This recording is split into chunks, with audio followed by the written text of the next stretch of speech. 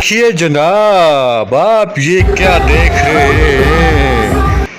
आज है जश्न आज़ादी, इंडिपेंडेंस डे।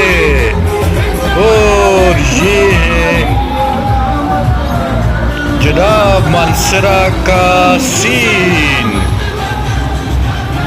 देखते जाइए। और ये देखे एक बेकरी में बच्चों ने जश्न आज़ादी मनाई। और ये है नाबीना बच्चे, वीडियो को आखिर तक देखते रहिए।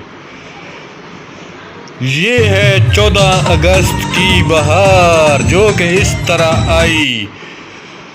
ये आप देख रहे हैं खुसरे, जिन्हें आम लफ्ज़ में खुसरे कहा जाता है। ट्रांसजेंडर, ये है ट्रांसजेंडर की रैली, पाकिस्तान से मोहब्बत का इज़हार कर रहे हैं। देखा जनाब, कैसा लगा आपको?